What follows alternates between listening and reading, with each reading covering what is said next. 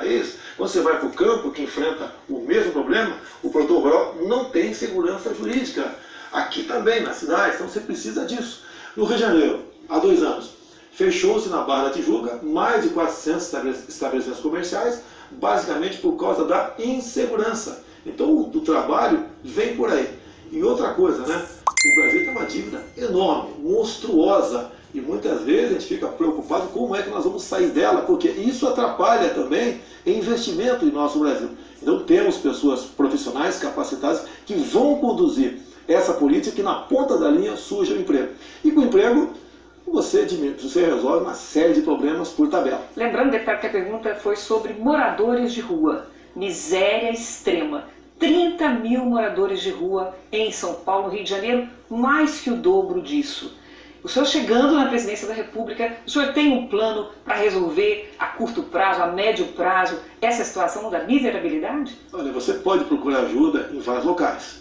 O governo tem uma varinha mágica para resolver essa quantidade enorme de problemas. Quando você fala em moradores de rua, tem uma parte considerável que está no mundo das drogas. Você não vai resolver isso de uma hora para outra. Eu vejo, por exemplo, o trabalho maravilhoso que as igrejas fazem pelo Brasil, né? Em especial igrejas evangélicas. É apoiá-los, é pedir ajuda para buscar solução para isso aí. Morador de rua também. Nós devemos jogar pesado num projeto de planejamento familiar. A gente vê, especial mulheres, me desculpa, né? Quem engravida suas mulheres, obviamente, tá certo? Mas uma mulher com uma penca, mas um homem é mais irresponsável nessa questão, e morando de rua, você sabe disso, né? É uma penca de filhos, está grávida novamente. Responsabilidade para as mulheres? Não, negativo. Eu estou falando que engravida suas mulheres, meu Deus do céu. Não é difícil você falar qualquer coisa do Brasil, vem politicamente correto em cima da gente, estou falando uma realidade aqui. Então você tem que oferecer a essas mulheres métodos contraceptivos, até porque essa população não cresça. E que geralmente, uma criança gerada nessas condições, a tendência é ser o que os pais são. Então é jogar pesado nessa questão. Casas de abrigos. Agora você tem problema na legislação também. Muitas vezes você não consegue recolher para essas casas de abrigo porque a justiça lhes dá o direito de ir e vir rapidamente, menos 24 horas, estão na rua novamente. A ideia, candidato, talvez aqui também seja aprofundar um pouco as suas propostas, porque o diagnóstico parece um tanto quanto raso. A burocracia é um problema, desregulamentação de alguns setores. A questão é como fazer. Mas deixa eu avançar, o senhor já citou a questão da criminalidade, também na esteira da desigualdade social. O senhor está no 7º mandato como parlamentar, deputado federal pelo Rio de Janeiro, um lugar que vive uma crise gigantesca de segurança pública, tanto que está com intervenção federal. O seu eleitor médio pode vir a dizer que não sabe o que o senhor fez de fato para combater essa crise na segurança pública ao longo dos últimos 28 anos. Como é que o senhor pode querer resolver o problema da segurança no país inteiro? Se o senhor não tem um exemplo concreto... A questão de segurança dentro do Estado compete ao respectivo governador. Eu nunca fiz parte de equipe de governador nenhum no Rio de Janeiro, até que se tivesse participado de alguns, com todas as emendas parlamentares. As emendas parlamentares minhas, muitas delas são voltadas para as Forças Armadas, que é a minha origem. Na verdade, são 7 milhões por ano que eu tenho liberdade para botar aqui, lá, colar. Agora, tenho dezenas de projetos de lei que visam combater a questão da insegurança. Por exemplo, copiando os Estados Unidos, a lei dos 3 crimes. Lá são 25 anos após o elemento cometer o 3º crime. Que sejam 3 furtos. A minha proposta aqui é passar para 10 anos. É jogar pesado no tocante à progressão de pena. Não podemos continuar vivendo com saidões. Eu não tenho pena desse tipo de gente. Eu acho que tem que ter um tratamento até digno dentro do presídio, buscar recuperação. A gente sabe quem é digno atualmente. Nós sabemos quem é digno, tá? Buscar recuperação, mas isso não é fácil. A própria Constituição está nas cláusulas pétreas, um apenado, né? Para ele é proibido o trabalho forçado. Você não pode forçar o elemento a trabalhar. Tá? Então tem muita coisa que você tem que tratar dessa área. Tenho projeto sim, só que eu sempre fui um patinho feio dentro da Câmara. Nunca tive a simpatia, em especial do último governo PT, 13 anos, para aprovar qualquer projeto de minha iniciativa. Deputado, o senhor me permite só colocar o senhor diante de algumas declarações que o senhor fez, só para refrescar a sua memória e a do nosso telespectador. Algumas um tanto quanto polêmicas. Por exemplo, fui num quilombo e o afrodescendente mais leve lá pesava 7 arrobas. Nem para procriar ele serve mais. Outra. Não vou combater nem discriminar, mas se eu vir 2 homens se beijando na rua, vou bater. Posso responder uma? Vamos lá. Primeiro, essa segunda você não acha em lugar nenhum. Mentira. Não procede. Mentira. É a primeira, com relação ao a primeira, eu conheci o cara, brinquei com ele, inclusive. Era uma brincadeira. Sim, se você vê nas imagens, lá no clube que eu dei essa palha no Rio de Janeiro, eu estava sorrindo. Agora, o que os quilombolas querem? Eles querem uma nova lei áurea. Eles não querem continuar sendo tutelados pelo Estado. Eles querem explorar a sua terra da melhor maneira possível. Alguns querem ainda, se for o caso, vender essa propriedade. Somos em torno, se não me engano, 600 quilombolas no Brasil e crescendo esse número assustadoramente. Não podemos criar uma nova reserva para os afrodescendentes. Tem direito? Tem, vamos cumprir a lei. Mas eles têm que ter liberdade de fazer o que bem entendem na sua terra. Próxima frase. Tive 4 filhos homens. Na quinta eu dei uma fraquejada e veio mulher. Uma brincadeira, como os homens fazem. Brincando bastante, né? Não, mas você tem, eu sou uma pessoa bastante... Eu sou uma pessoa bastante extrovertida. Se foi um comentário infeliz, me desculpem as mulheres, do fundo do coração. É a filha, essa filha é algo diferente na minha vida. O senhor pediria desculpa para a deputada Maria do Rosário?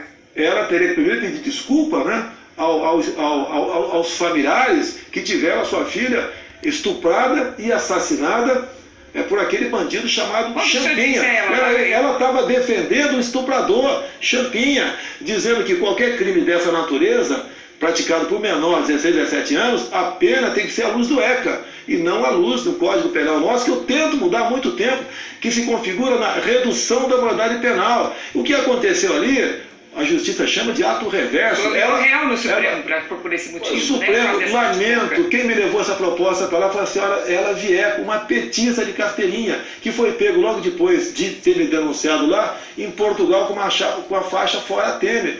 E mais ainda, né, o PT, em documentos oficiais, que temos comigo, né, eles sempre lutam para buscar caçar o meu mandato, que eu sou um empecilho ao prosseguimento do PT. Tanto é verdade que hoje em dia... Só um minutinho, para concluir esse raciocínio aí da questão da Maria do Rosário, eu queria colocar para o senhor o seguinte, naquele bate-boca com a deputada, o senhor disse que ela não merecia ser estuprada porque ela era feia, não fazia seu gênero, ela chamou de vagabunda, etc. O senhor imagina se a sua mulher estivesse colocada numa circunstância como essa? Minha mulher jamais teria a educação, jamais a senhora Maria, a minha esposa, teria se linguajado da senhora Maria do Rosário. Ela defendendo um estuprador e homicida e me chama de estuprador.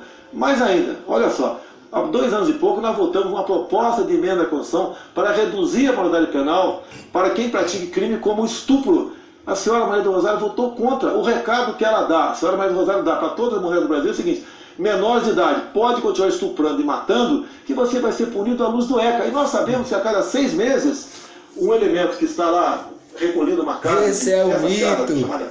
FEBEM, a Fundação Casa, ele é submetido a uma nova avaliação e mais de 90% vão para a rua após 6 meses. O que eu quero é que o menor estuprador, bandido, vá para a cadeia. Então, se eu exagerei ali, pode até haver exagero. Foi um ato reverso, mas estava defendendo sim as mulheres, esse crime, que é um dos crimes mais hediondos que tem no Brasil, que chama-se estupro. Eu te pergunto, após a expressão da PEC, quem é que defende a mulher, eu ou ela?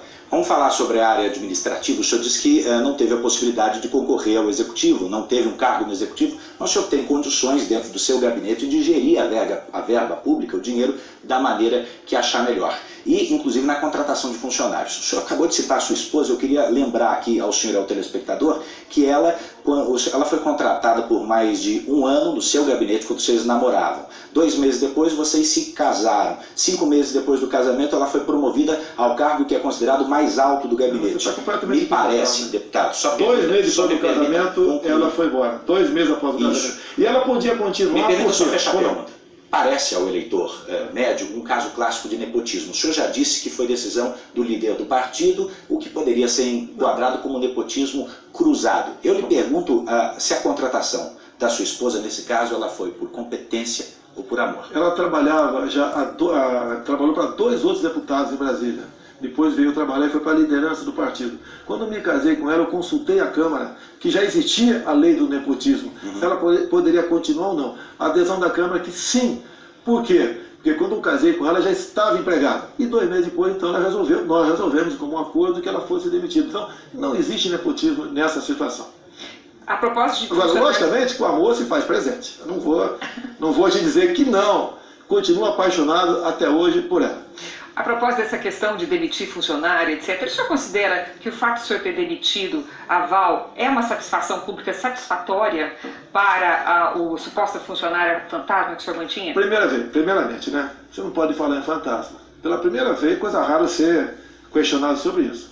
Tudo começou no dia 10 de janeiro desse ano, quando a Folha de São Paulo, um casal de repórteres, esteve na Vila Histórica de Mambucaba, a 40 km de Angra dos Reis, e no dia seguinte publicou que pegaram uma fantasma minha lá. Só que você pega o boletim administrativo da Câmara, tá? De 19 de dezembro do ano passado.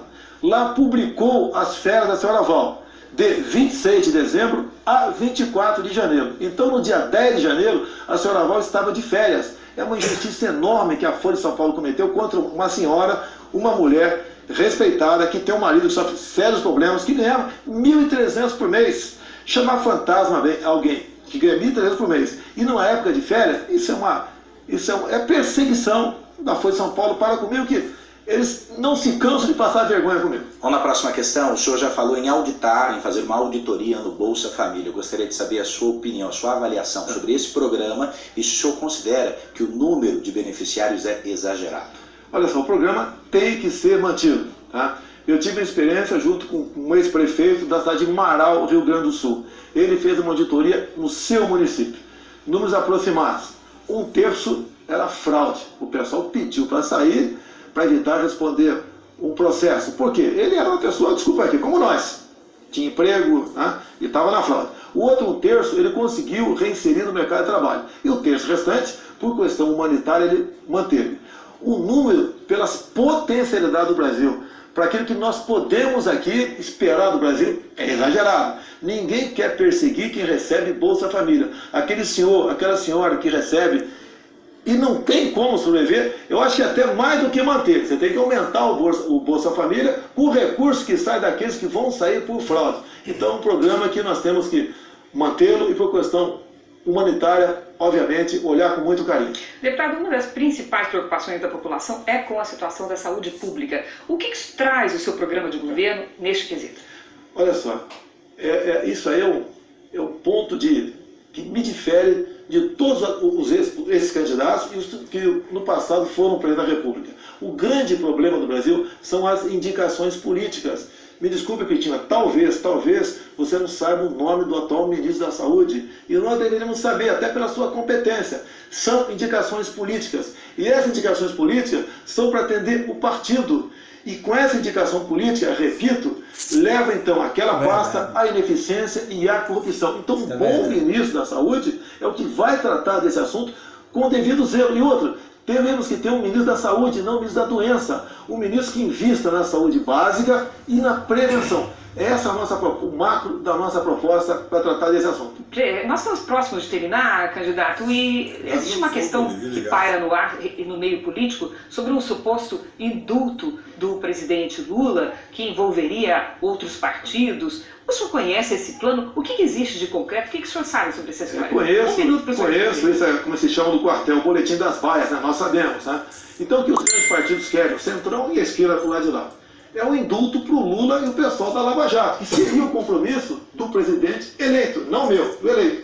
Por outro lado, eles jogam também, porque é indicação política, os ministros para o Supremo Tribunal Federal, é uma reinterpretação da pena da liberdade após a condenação em segunda instância.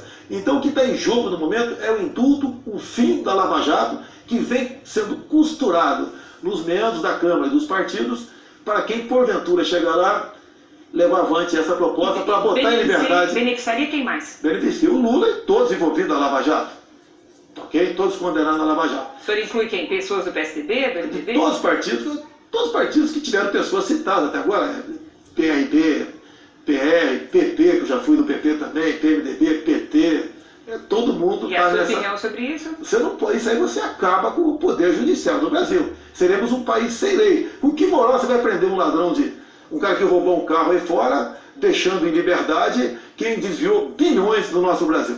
Candidato, o fim da sua resposta coincide com o fim do seu tempo e a gente tem agora 1 minuto para suas considerações finais. O que eu acho que o Brasil precisa, né?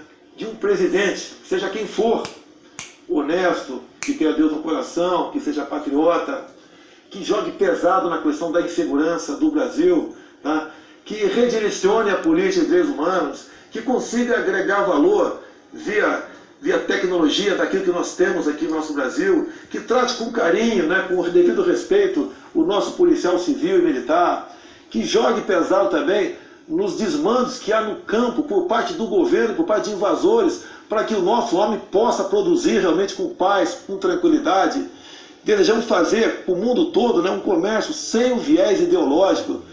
Um presidente que valorize a família, que não tenha vergonha de dizer que nós devemos respeitar e defender nossas criancinhas em sala de aula contra a ideologia de gênero. Precisamos de uma escola sem partido. Então nós precisamos de uma pessoa normal e que seja honesta acima de tudo. Isso eu acho que é o básico para termos um presidente que possa bem governar o Brasil e que possa, em janeiro do ano que vem, dia 1º, nomear notáveis para compor o seu ministério. Bom, eu quero agradecer muito a sua participação nessa estreia dessa batina da série de entrevistas do jornalismo da Record. Essa foi a primeira, quero te lembrar, de várias entrevistas com os principais candidatos à presidência da República. E quem nos acompanha por aqui, pela TV, pode rever essa entrevista na íntegra no Play Plus, a nova plataforma do Grupo Record. Amanhã, às 7 horas da noite, nós voltamos com mais um candidato. Você fica agora com as notícias da sua cidade. Muito obrigado e boa. É isso aí, pessoal. Mais um show do nosso presidente Jair Bolsonaro. Ele saiu muito bem nas perguntas, respondeu, esclareceu brilhantemente tudo o que foi perguntado. E é isso aí, pessoal. Um show de audiência. Muita gente que assistiu ao debate. Tenho certeza que tem gostado, assim como eu gostei. E aí, pai, como é que foi o debate? O senhor gostou do debate do Jair Bolsonaro? Sobre violência, quando ele perguntou acerca de... Ele disse que tem que ser alguém duro, alguém rígido, para combater o crime organizado, combater a violência. Para resolver o problema desse país, tem que fechar o Congresso. Se não fechar, ninguém resolve. E em 64, pai, em 1964, quando os militares chegaram ao poder, o país estava da mesma forma em violência, em criminalidade. Em 64, como era lá? Os bandidos tinham colher de chá, tinha moleza em 64, na época da intervenção. É o que eu estou dizendo. Só resolve o problema desse país se fechar o Congresso. Se não fechar, não resolve nada. Não é bonito estar falando, mostrando assim. Cara, vida, É isso aí, pessoal. Vamos curtindo, vamos compartilhando. Você fica conhecido. O nosso candidato Jair Bolsonaro se saiu muito bem. Vamos curtir, vamos dar link, vamos apertar o sininho e se inscrever no nosso canal. Tá aí mais um debate, mais uma entrevista de Jair Messias Bolsonaro. E é isso aí. Tchau, pessoal.